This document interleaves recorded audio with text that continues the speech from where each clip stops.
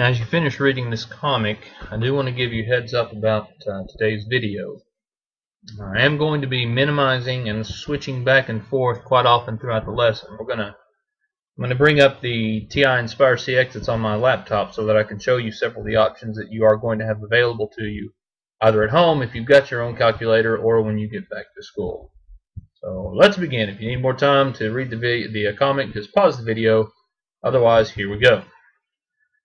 Today we're going to look at Section 5.2, definite integrals. Let me adjust the screen just a bit.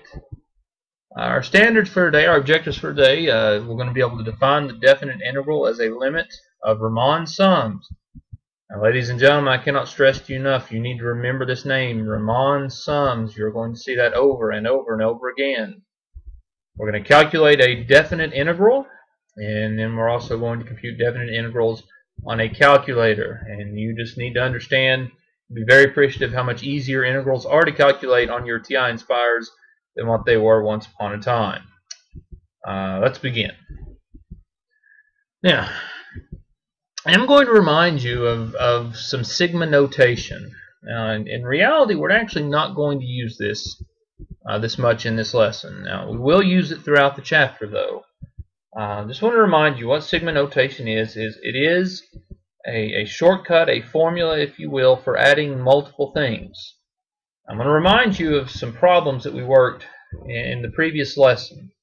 Now, remember that we were drawing rectangles underneath curves, and we were finding the areas of those rectangles, and then we were adding them all together to get the area underneath the curve.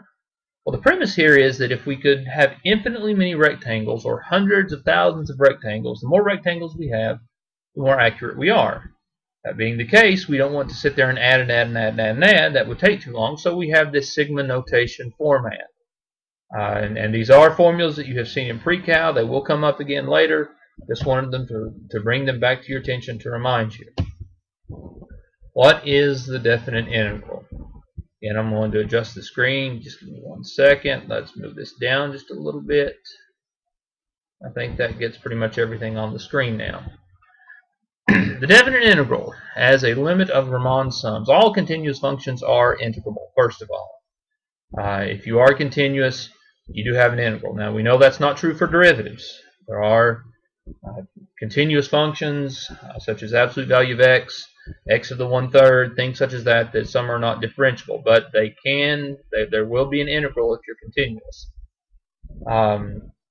That is to say, if a function f is continuous on an interval ab closed, then its definite integral exists over every single point inside of that interval.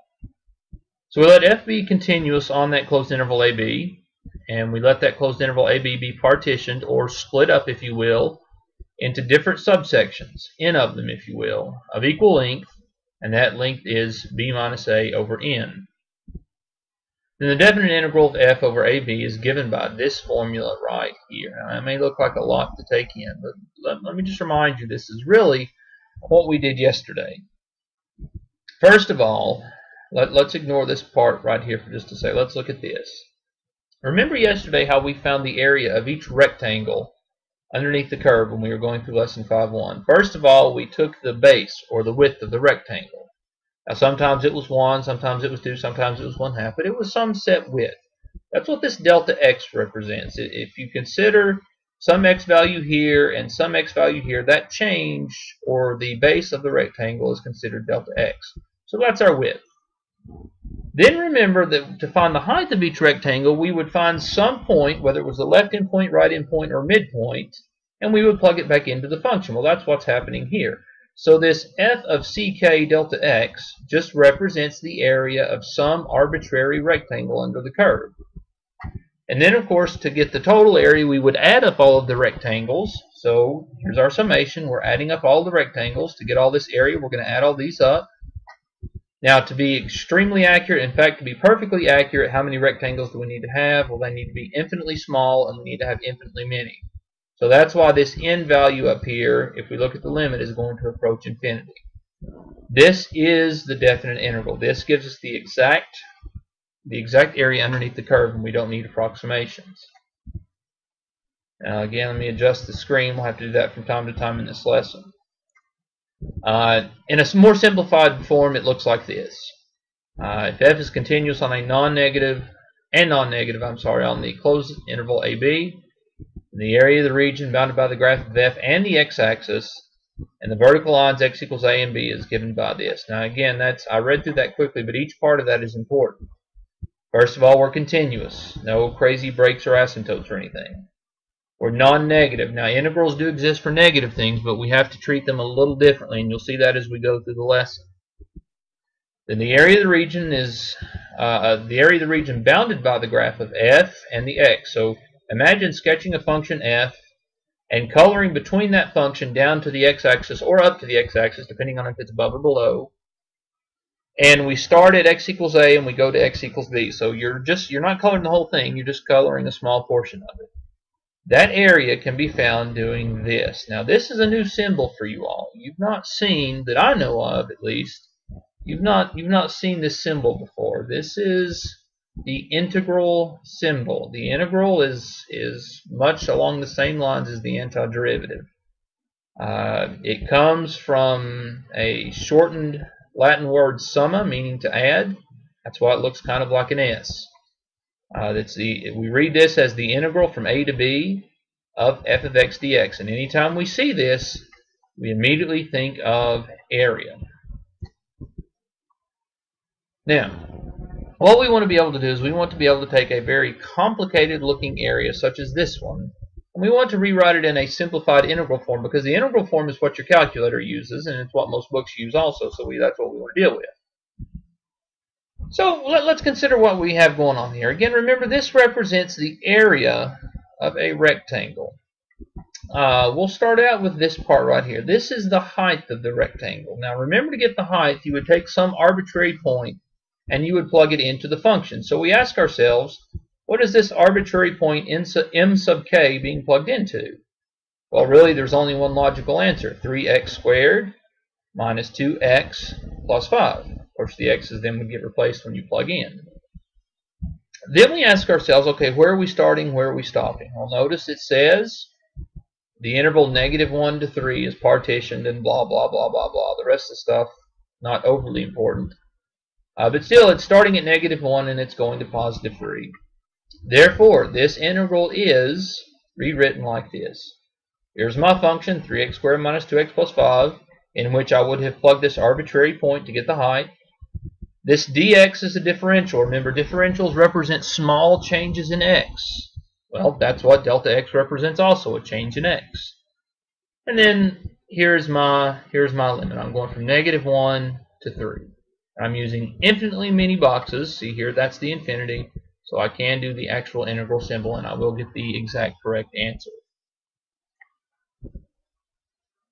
Now, let's look at area. I mentioned a few minutes ago that area, the definition of the definite integral we had, the area of it, if you will, only really applied to positive. So what if there's some negatives? Well, the area is equal to negative integral a to b f of x dx if f of x is less than or equal to 0. In other words, if your function drops below the x-axis here, as you see, now here we go back above, but if it drops below, if you were to use your calculator to calculate the area of this curve from this point here over to this point, your calculator would give you a negative answer, because we do have negative area. Now that's very arbitrary and we've never dealt with that kind of stuff before, but you can have negative area. So your calculator will give you negative area. So what do? If we're calculating a total area, we change the sign. That's what this opposite is here for. We change it back to positive. Now, what you're going to discover as we go through this chapter and the next and the next and on, especially for those of you that go on to BC, is that sometimes it is more appropriate to leave this as a negative so that it will offset some of this. Economics is usually a pretty good place to do that. Loss here, gain here, you want to see where it nets out. And sometimes we want to consider it as total area, and you'll see some of those times too. But essentially what you do is you figure out where is it below, where is it above, and you treat it like two separate parts. We do the area above the x-axis minus the area below, and then that minus there will change that negative area to positive, and it will give us the total, not the net. Alright, so let's go back to this area underneath the curve. you will be given this problem, and it will say evaluate the integral below. Now, I know already some of you are going to your calculators and probably thinking, well, I can just punch that in. And in reality, you can, and we're going to do that here in just a little bit. But we can, in fact, do this integral without the use of a calculator and without the use of a lot of calculus. In fact, we're going to use geometry. So what is this saying? Well, this tells me that I want to find the area underneath the curve of radical 4 minus x squared from negative 2 to 2. So let's graph radical 4 minus x squared from negative 2 to 2, and it looks like this. And I hope you recognize that that is a semicircle. So again, this problem is asking for the area between the curve and, remember, the x-axis. Well, I could do all kinds of crazy calculus if I wanted, or I could just recognize that this is a semicircle, and I know how to find the area of a semicircle, and so do you. Area of a circle is pi r squared. Ergo, the area of a semicircle, 1/2 pi r squared. Now, what is the radius of this circle? Well, if I start here, I go up to here, the radius is 2. So 1/2 of pi 2 squared would be 2 pi. Exploration 1. Now we're going to have a little fun with the calculator, and this is where I'm going to escape out of the PowerPoint, and we're going to jump back and forth between the PowerPoint and the calculator. I'm not going to do all these for you. I'm going to let you explore this a little bit, although I do need to go ahead and tell you now. I found a typo on this sheet, and then rather than fix it and put it in the lesson and not have it fixed on your sheet, I just want to point it out to you that this 0 right here, this 0 should be a 2, not a 0, it should be a 2. And then that will make what we do, it'll make more sense. So here's what we have. We know in calculus that the integral from 0 to pi is sine x dx is equal to 2. In other words, the area from 0 to pi underneath the sine curve is equal to 2. And with this information, we can use just this information to calculate all of these integrals right here, and you're certainly going to be able to do that also. Now, I'm going to do just a few of these on the TI Nspire, and if you don't have one, you can certainly do that when you come to class tomorrow or Monday or whatever day class is going to be, and then play with these and you can see what you get. But let's look at the first one. The integral from pi to 2 pi of sine x dx. Well, let's escape out of this first of all. I think I'm still recording. Yes, I am. And sorry about that little interruption. Mr. Rowland just walked in the door, so we had to pause. But now we're back. All right. Now what I'm going to do here is I'm going to actually sketch the graph of 0 to pi sine x dx. But I'm not going to do the integral, so I'm going to come here on my graphing calculator. If I can get it to come up. There we go. There we go. Let's go to the graph. And let me just delete what I got on here. There we go. Delete. Yeah, I'm going to delete that. And let's close that out. And let's open up a new graph. So we'll go to, so I can show you everything from the beginning. New document. No, I don't want to save that. I want to go to graph. Here we go. So let's sketch the graph of sine x. Now, if I do that, it gives me that, which is fine, I suppose, but really it gives me a lot of unnecessary information. So let's get a better picture. Let's go here to menu, and let's change the window zoom, settings here, and let's make it 0 to 2 pi. So I'll select the pi here. And I don't need all of this y, so I'm going to take y to be -3 to 3, and now I have this, although I don't know why it went 0 to 3. I may have typed something in wrong. Let me pause the video and see if I figure out what I did wrong here. Hold on. I'll tell you what, rather than pause the video, I see I'm about out of time here. It's almost at 15 minutes, so I'm going to go ahead and stop this video and be saving it, and while it's saving, I'll figure out why this didn't type in correctly. So we'll be back in just a moment.